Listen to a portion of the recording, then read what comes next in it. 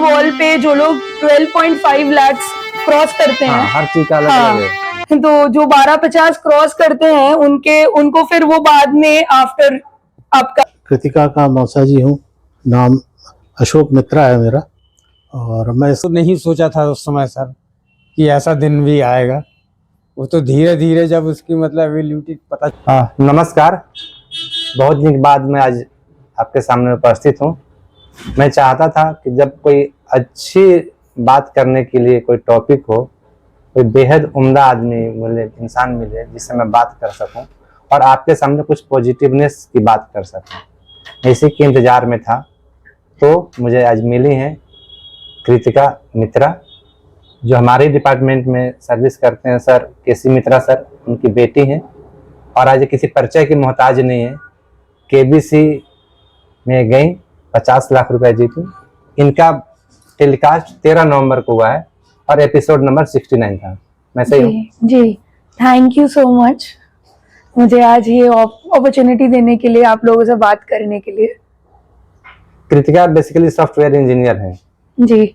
तो software engineer फिर KBC में जाना, ये कैसे हुआ? मतलब कहाँ से सोचे, लाइफ का टर्निंग पॉइंट ऐसा क्या रहा आप केबीसी तरफ ट्राई किए? केबीसी के लिए तो मुझे लगता है कि केबीसी इंडिया में हर एक नॉर्मल फैमिली केबीसी देखती ही आई है हमेशा से, तो ट्राई करने का ऐसे अलग से कुछ नहीं सोचा। पर हाँ, केबीसी एक ऐसा प्लेटफॉर्म है जहाँ पे आपके नॉलेज को अप्रिशिएट किया जाता है, उसको सराहाया जाता है और एक स्टेटमेंट आप दे सकते हो कि आप में कितना नॉलेज है, कितना नहीं है। तो इसीलिए मैंने सोचा था कि केबीसी में एक बार अगर चांस मिलता तो मैं मतलब जरूर उसमें पार्टिसिपेट करूंगी। तो इस बार मैंने ट्राई किया था और मुझे लकीली चांस मिला और फिर बाकी। आपने पहली बार ही ट्राई किया था इस हाँ, साल? इस साल मैंने फर्स्ट टाइम ट्राई किया था केबीसी। और आप ऊपर तक पहुंचे? हाँ, ऊपर तक पहुंच पाई। और बताइए कैसा एक्सपीरियंस रहा? अमिताभ बच्चन से आप मिलकर आई हैं, केबीसी मिलकर आई हैं, इतना बड़ा प्लेटफॉर्म पे अमिताभ बच्चन के बारे में लोग जानना चाहते हैं, केबीसी के बारे में जानना चाहते हैं। आप बताइए कि शुरुआत कैसे हुआ, कैसे वहां पर पहुंचना हुआ, क्या क्या राउंड्स हैं? एक्चुअली केबीसी देखते तो हम सभी लोग हैं, लेकिन व्यक्तिगत लोगों से मिलकर बात करना बड़ा मुश्किल होता है। आज भी बहुत कम लोग हैं। अब जो लोग जाना चाहते हैं या देखना चाहते हैं, या कितनी परेशानी या कितनी मुश्किलात होते हैं वहां तक पहुंचने के लिए, आप जरा बताइए। देखिए, केबीसी के लिए सबसे पहले होता है कि साल में एक बार जब उनका सीजन शुरू होने वाला होता है तो ऑडिशंस के लिए रजिस्ट्रेशन होता है पहले। तो वो टीवी के माध्यम से आपको पता चल जाता है, सोनी टीवी पे आता है, सोनी लिव पे आता है। तो जब आप रजिस्टर करते हैं तो नॉर्मली फोन से होता है या सोनी लिव से होता है। आप 15 दिन उनके हर डे एक क्वेश्चन करके आते हैं, टाइम लिमिट होता है, उसमें आंसर देना पड़ता है। कुछ होता है कि आज रात से 9 बजे से लेके अगले दिन जो भी उनका टाइम रहता है। जब आपका अगर उसमें आप शॉर्टलिस्ट होते हैं तो उसके बाद आपको कॉल आता है, एक आईवीआर कॉल आता है। कॉल में फिर से 2 क्वेश्चंस पूछे जाते हैं, उनका सही से आंसर देना होता है। फिर उसके कुछ दिनों बाद अगर आप उसमें शॉर्टलिस्ट होते हैं तो आपको ग्राउंड ऑडिशन के लिए कॉल आता है। ग्राउंड ऑडिशन मतलब डिपेंड करता है कहाँ कहाँ हो रहा हो, जोन वाइज होता होगा, जोन वाइज होता है, सिटी वाइज होता है। अभी जैसे इस साल बॉम्बे में हुआ था सबसे पहले, फिर दिल्ली में हुआ था। तो मेरा ग्राउंड ऑडिशन दिल्ली में हुआ था 1 जून को। तो वहां पे आप जाते हैं 1 जून को ग्राउंड ऑडिशन अब दिल्ली पहुंची, उससे पहले से प्रोसेस जारी होगा। हाँ, 1-1.5 महीने पहले से सफलता के पीछे आप सोचिए कि कितनी लगन, कितनी मेहनत और कितनी कंसिस्टेंसी है। और आप एक जगह भी कहीं चुकते हैं, आप जीरो हैं, आपको कोई नहीं जानने वाला है। सही बात है। ठीक, प्लीज। फिर जब आप ग्राउंड ऑडिशन में जाते हैं वहां पे आपका जीके टेस्ट होता है, 20 क्वेश्चन पूछे जाते हैं, आपको उनका जितना ज्यादा हो सके आंसर्स देने होते हैं। पॉसिबली ट्राई करना चाहिए ज्यादा से ज्यादा आंसर्स। मेरे टाइम पे मैंने 18 सही दिए थे आउट ऑफ 20। फिर उनका क्योंकि उनका कट ऑफ होता है, जो कि मतलब आप सोच के चलिए ऑन एन एवरेज 16 के ऊपर होता है कट ऑफ। तो जिसका कट ऑफ क्लियर होता है उसका वहां पे उसी दिन इंटरव्यू होता है, पर्सनल इंटरव्यू, जो रिकॉर्ड किया जाता है।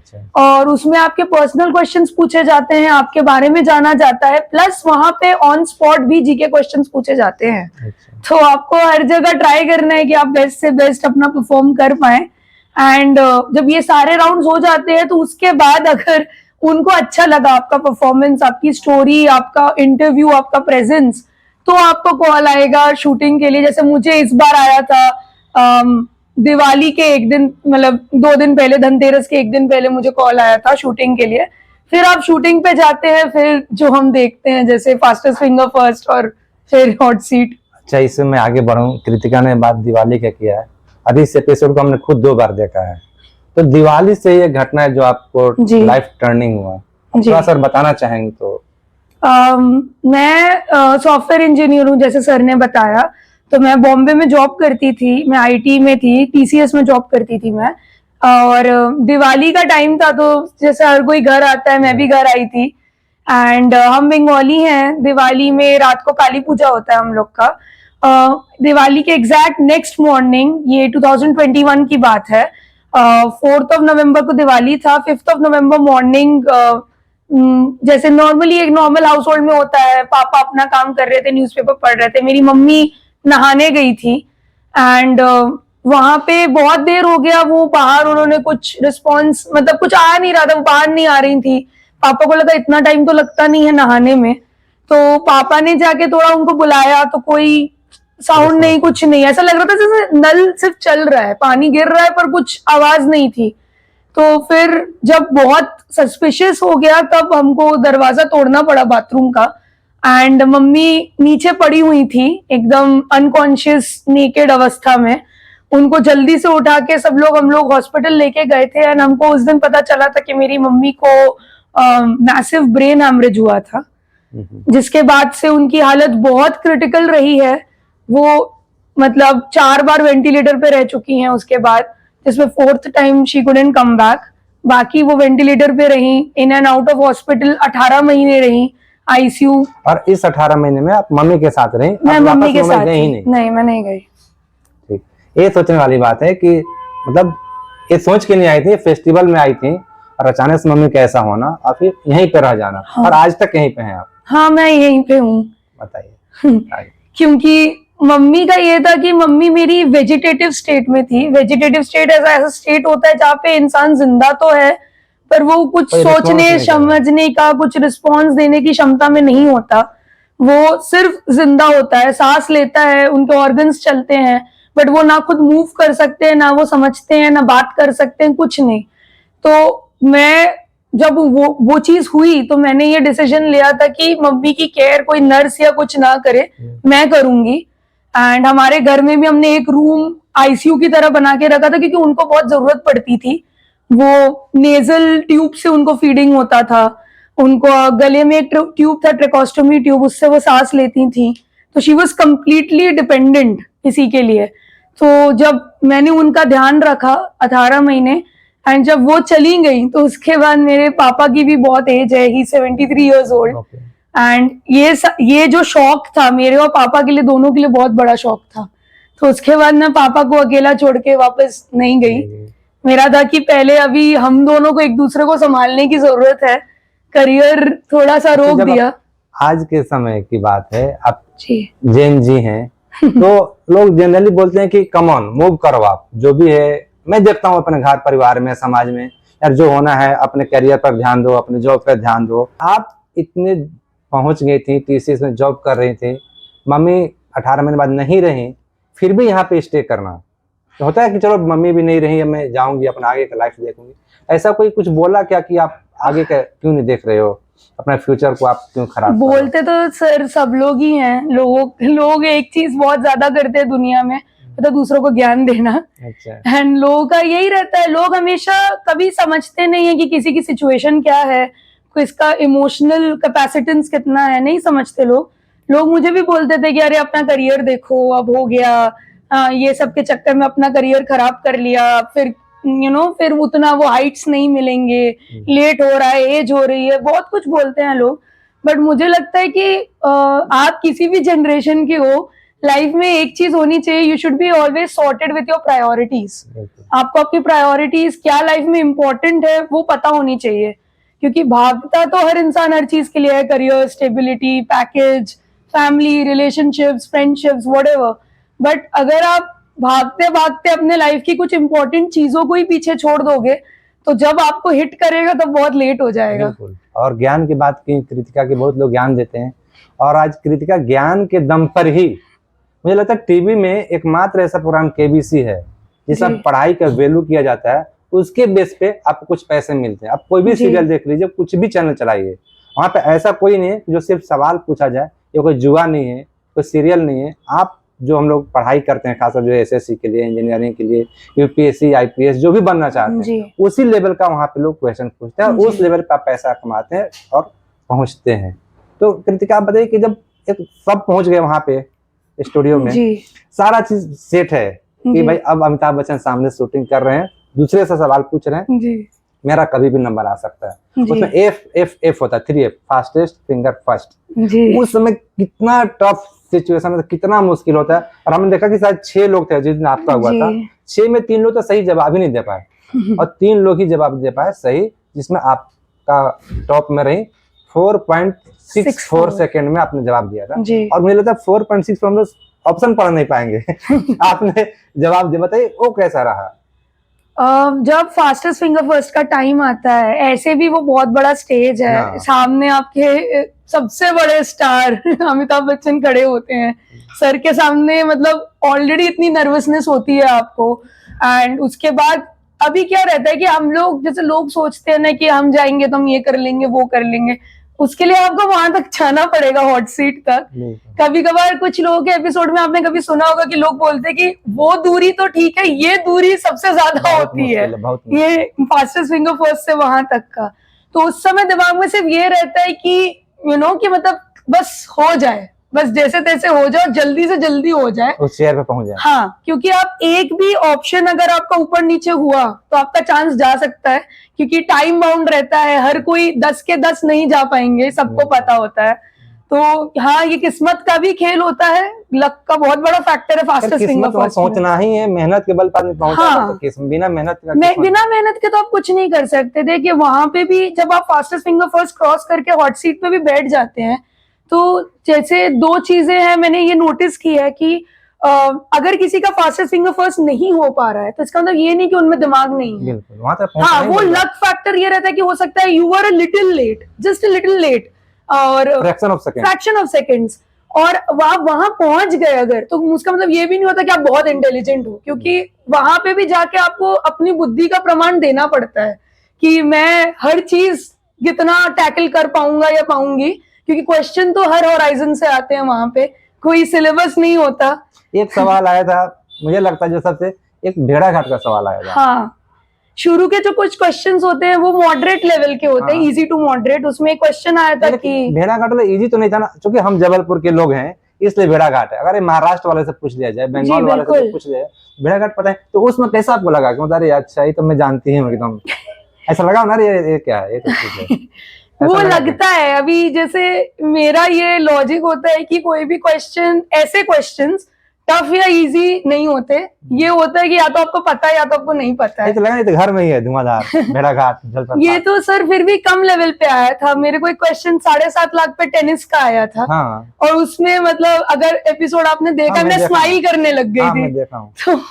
तो वो कोई मेरे घर के तो थे नहीं, ना वो मेरे शहर के थे, बट क्योंकि मुझे इंटरेस्ट बहुत है टेनिस में, तो और मैं बहुत देखती हूँ डीपली। और एक बहुत बड़ा मिथ होता है दुनिया में कि लड़कियां स्पोर्ट्स नहीं देखती। अच्छा, लड़कियों को स्पोर्ट्स पता नहीं होता। लड़कियां देखिए कितना अच्छा खेल रही हैं, लड़कियां हर जगह है। अभी इसी क्रांति गौड़ मतलब आई है जीत करके, कितना उनका भी लाइफ देखिए कितना संघर्ष रहा है उस लड़की का। एग्जैक्टली। और भी है हमारे एमपी की बहुत बड़ी प्लेयर है पूजा वस्त्राकर, वो भी इंडियन वुमेन्स टीम में खेलती हैं, अभी इंजर्ड चल रही हैं। बट लोगों का एक होता है परसेप्शन सर की लड़कियां स्पोर्ट्स कहाँ जानती होंगी, और उसमें भी टेनिस तो कहाँ ही जानती होंगी, कि इंडिया में टेनिस की उतनी बोलचाल नहीं है। बट वही है, अगर या तो आपको पता होता है या तो आपको नहीं पता होता है, बट जो भी हो आपको चांस मिलता है तो वही है कि चांस मिला है तो आपको you have to make the most of it. मैं कृतिका का मौसा जी हूँ, नाम अशोक मित्रा है मेरा, और मैं इसके बारे में यही बोलना चाहूँगा। इसको जब भी कोई हुई तो मेरे सामने ही हुई, और मेरे सामने ही बड़ी हुई है। स्कूलिंग कभी भी कोई इसको जब भी कोई समस्या होती, कहीं कॉलेज में है या स्कूल में है, तो वो अपने पिताजी को ना बता के मुझे बता देती, कि उसको मालूम था कि मौसा जी हमारे समस्या का समाधान कर देंगे। और इस तरीके से क्या हुआ, वो मतलब मेरा एक बेटा है, वो बैंकर है, और उसके बाद फिर ये मेरी बेटी है। इसको मैं अपनी बेटी की तरह ही मानता हूँ। और मतलब मैं ये सोचता हूँ कि इसकी खुशी ही मेरी खुशी है। मैं हमेशा इसके साथ में रहता हूँ और इसको पुश करता हूँ कि तू चिंता मत करना, मैं हूँ पीछे तेरे। ये दिल्ली जाना था, मैं उस समय भोपाल में था। अच्छा। इसने मेरे को फ़ोन किया कि 2 दिन का टाइम है, ऑडिशन के लिए बुलाया है। तो मैंने कहा तू एक काम कर, तू वंदे भारत से भोपाल आ जा, अच्छा। अपन यहाँ से चलते हैं। तो वो इसका भाग्य था और मेरा भी भाग्य बोलिए कि उसी दिन राजधानी में तत्काल में टिकट मिल गई, 2 दो ही मिला, दो ही खरीदा। हाँ, तो हम दोनों चले गए वहाँ से दिल्ली, और दिल्ली में हमारे ब्रदर रहते हैं तो उनके यहाँ गए। और वो भी भाग्य की बात है कि उनका दामाद भी घर पे थे, तो उनकी कार से वो हमको रात को 3:30 बजे हम लोग वहाँ पहुँच गए। अच्छा, अर्ली मॉर्निंग 3:30 बजे पहुंचना हाँ, था। 6 बजे का टाइम था। अच्छा। हम लोग 3:30 बजे पहुँचे। हम लोग सोच रहे थे कि शायद हम ही लोग बहुत होशियार हैं। हमने जल्दी वहाँ पहुंचे। जाके देखा तो रात में ही लोग वहाँ बैठे हुए थे। सिर्फ लोगों के सिर दिख रहे थे, हजारों की संख्या में लोग। अच्छा, हाँ, ये वहाँ तक लाइन हजारों में लोग पहुंचते हैं वहाँ? हजारों अच्छा। सिर्फ लाइन थी और सिर थे। अच्छा। ये बढ़ते बढ़ते बढ़ते 6 बजे वहाँ पहुंची। कितने लोगों को तो उन लोगों ने एक छोटी छोटी गलतियों के लिए बाहर कर दिया। अच्छा। जो लोग बोलते हैं आज हम 20 साल से हैं, 25 साल से हैं, वो इसी गलती से बाहर हो गए। फिर ये अंदर गई और जब ये बाहर निकली है शाम को 4:30 बजे, जो सुबह 6 बजे अंदर हाँ, किया, 4:30 बजे आई है। समझिए उस चिलचिलाती धूप में मैं बाहर था, जून में। वो तो कार थी, उसमें बैठा था। तो मेहनत तो बहुत है इसमें। उसके बाद फिर यहाँ आए, फिर ये टेंशन रहता है कि सब अच्छा हुआ, बुलाएंगे कि नहीं बुलाएंगे, शॉर्टलिस्ट करना है उनको। हाँ, तो हम लोग हमेशा इसको बोलते थे कि तू चिंता मत कर, तेरा जब इतना अच्छा हुआ है, उन लोगों ने तेरे से जब सबसे ज़्यादा बात की है, तो तेरे को ज़रूर बुलाएंगे। मतलब बच्चन सर ने भी इसको, मेरे हिसाब से तो बच्चन सर ने इसके एपिसोड में खुद कम बोला है, इसको बोलने का ज़्यादा मौका दिया है। बहुत अप्रिशिएट सर, किया। आप मिले कि नहीं बच्चन साहब? हाँ, हम भी मिले। वो तो हमारे सौभाग्य की बात है कि हम भी इसके थ्रू उनसे मिल पाए। अच्छा, आपको कैसे लगे बच्चन साहब? बहुत बढ़िया, मैंने तो उनसे बात भी की थी। अच्छा, अभी कृतिका के पापा केसी मित्रा साहब हमारे साथ हैं। जैसा मैं पहले ही बता चुका हूँ कि सर हमारे डिपार्टमेंट से रिटायर हुए 2012 में जी। तो सर आप बताइए कुछ कृतिका के बारे में। तो नहीं सोचा था उस समय सर कि ऐसा दिन भी आएगा। वो तो धीरे धीरे जब उसकी मतलब एबिलिटी पता चलती गई सर, जब वो क्लास स्कूलों में जब मतलब वो करने लगे, इसके रिजल्ट्स देख के, तब धीरे धीरे लगा कि हाँ कुछ आगे कर सकती है। यानी कृतिका शुरू से पढ़ने में अच्छी थी? हाँ, पढ़ने में बहुत शुरू से ही अच्छी थी, मतलब मेहनत भी करती थी। और उसके पीछे इसके दादाजी मतलब नाना जी ये लगे रहते थे, तो उसी का फल है जो आज। वहाँ पर हमको इतनी उम्मीद नहीं थी कि यहाँ तक पहुँच जाएगी, मतलब ऐसा इधर पहुंचना ही है। बच्चे जब मेहनत कर रहे हैं, नहीं, ये आप बात लोग को तो इतना करता ही विश्वास वो। था। हाँ, नहीं, उसी उससे मेरे को आज मतलब गर्व महसूस होता है कि नहीं, कुछ किया हमारी बच्ची ने। और सर बताइए कुछ बच्चे लोग के बारे में जो देख रहे हैं कि कैसे जो गार्जियन हैं अपने बच्चे को कैसे पढ़ाएं लिखाएं, विश्वास रखें, क्या करें आप बताइए। जैसे आपको स्वभाव से लग रहा है कि ज़्यादा आप स्ट्रिक्ट फादर नहीं होंगे, चलो बच्चा पढ़ रहा है ठीक है जैसा है, आप नहीं, बताइए। मैंने तो सर उसके पढ़ाई लिखाई के बारे में मैंने कभी मतलब वो नहीं किया, कॉम्प्रोमाइज़ नहीं किया कि नहीं पढ़ो लिखो और अच्छे से जो कुछ हो वो सब करो।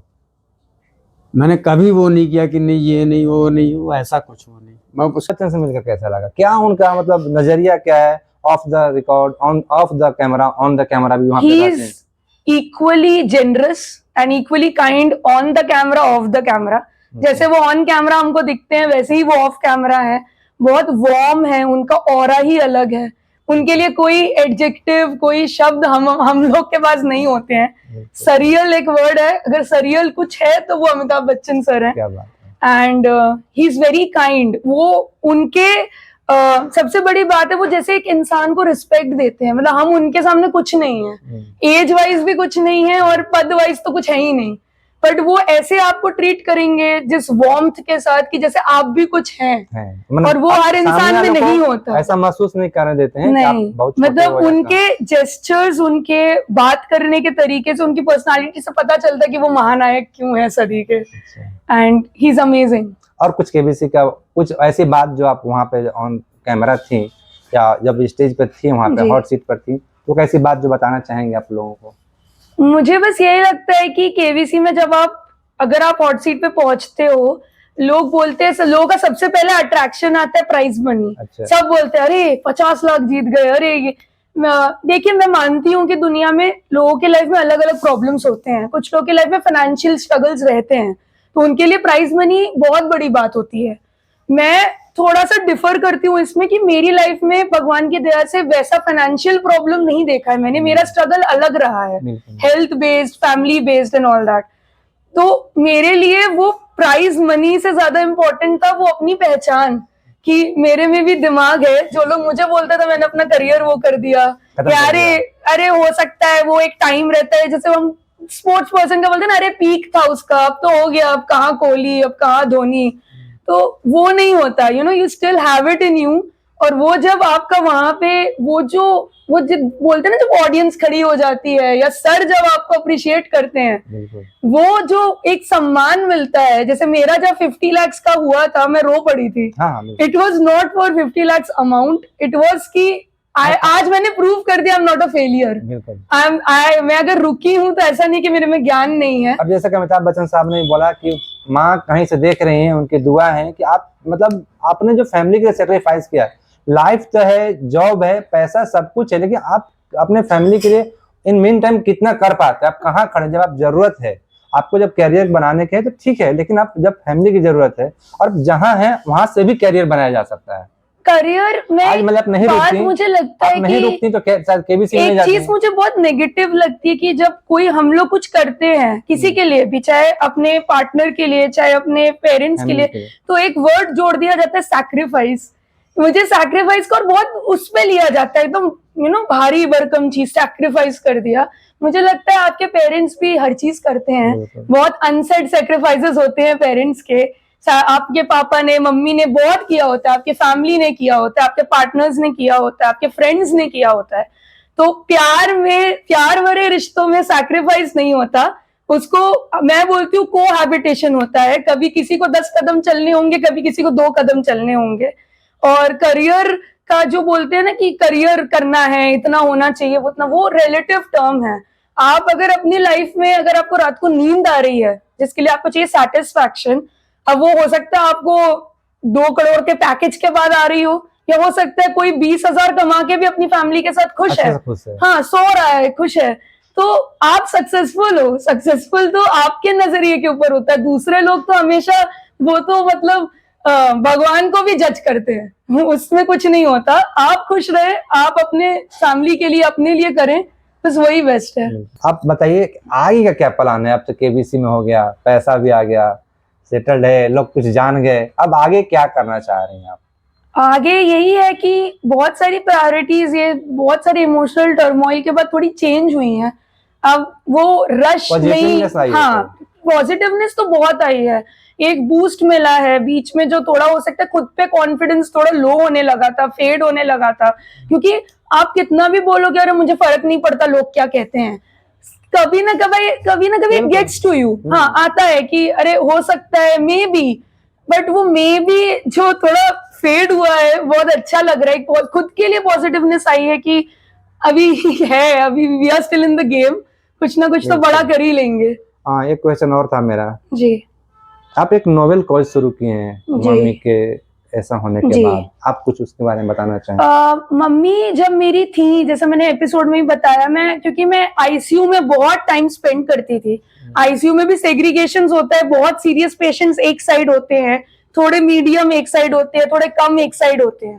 तो क्योंकि मेरी मम्मी बहुत सीरियस पेशेंट्स में से थी, तो मैंने बहुत फैमिलीज, बहुत सारे रोग, बहुत कुछ देखा है।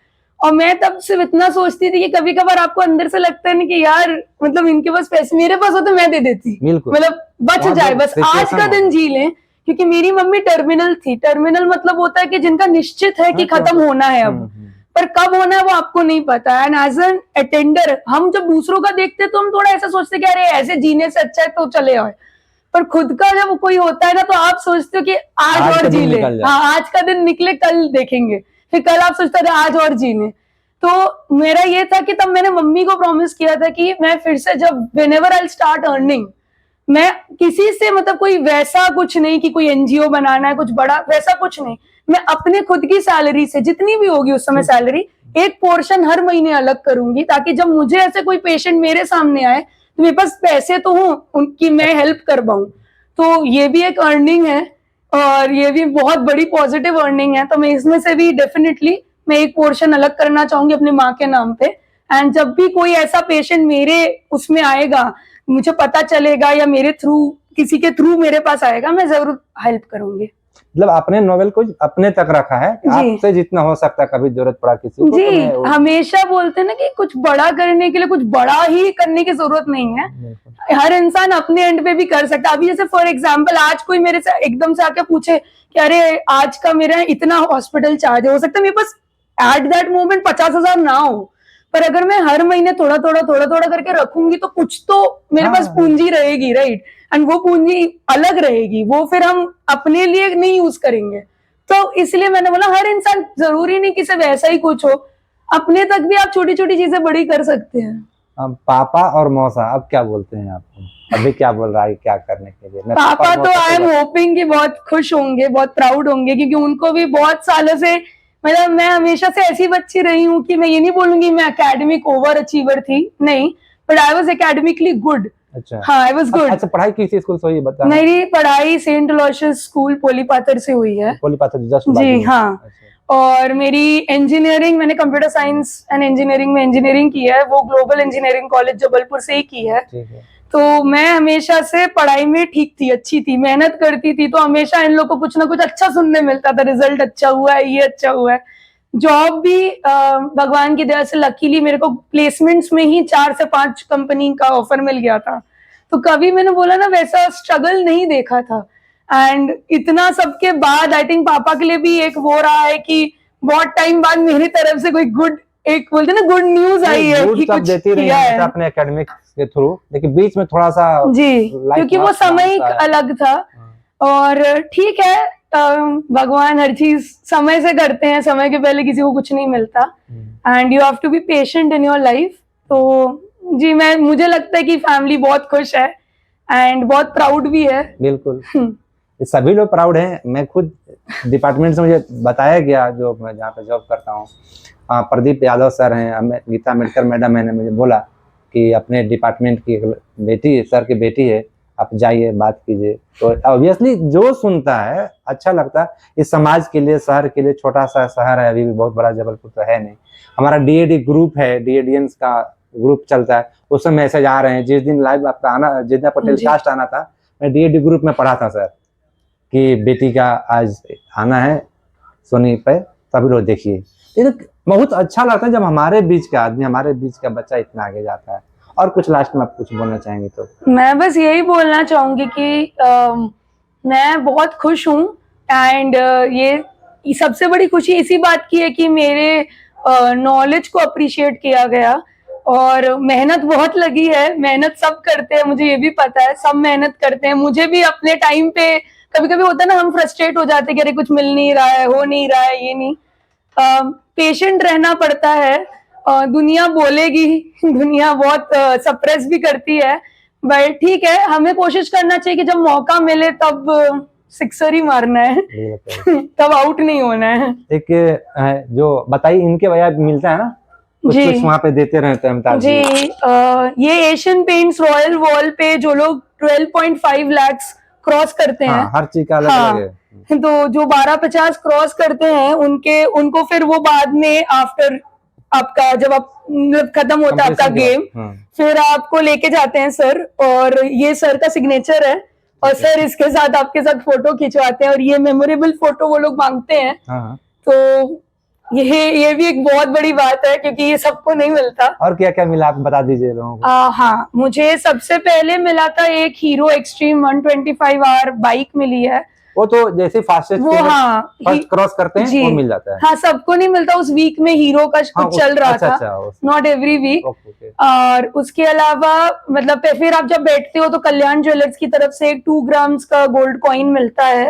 एंड जब आप 25 लाख क्रॉस करते हो तो आपको एक हीरो वीडा ई वूटर स्कूटर मिलती है। एंड उसके अलावा आशीर्वाद सिलेक्ट की तरफ से गेहूं के दाने के शेप में एक 3 ग्राम्स का गेहूं का दाना मिला है, सोने का। एंड उसके अलावा डॉक्टर फिक्सिट का हैम्पर मिला है जिसमें चॉकलेट्स एंड बहुत कुछ थे, प्लस 50,000 का water proofing cover and stable money की तरफ से एक हैम्पर मिला है। कितना चाहिए मिलता पढ़ने के बाद हम्म, और सेवा करने के बाद घर वालों को? सबसे बड़ी बात है गिफ्ट्स तो ठीक है, रिस्पेक्ट बहुत Respect मिलती है, मिलता है। रिस्पेक्ट अब बहुत देखिए, मैं भी मिलती आज है। आपके पास इसीलिए आया हूँ, इसमें कोई स्वीकारने में क्या है, कोई गलत बात नहीं है कि आज आप जब केबीसी में जीती, इतने पहुंची, तो ग्रुप में पता चला, मैं आया। इस जी। आने के लिए इसके पीछे मेहनत तो करना पड़ेगा, और जब मेहनत करेंगे तो आप सामने फ्रंट पे आएंगे। जी बिल्कुल। हाँ, thank you Kritika, thank you, बात करके आपसे बहुत अच्छा लगा। Thank you so Thank you. Much, thank you.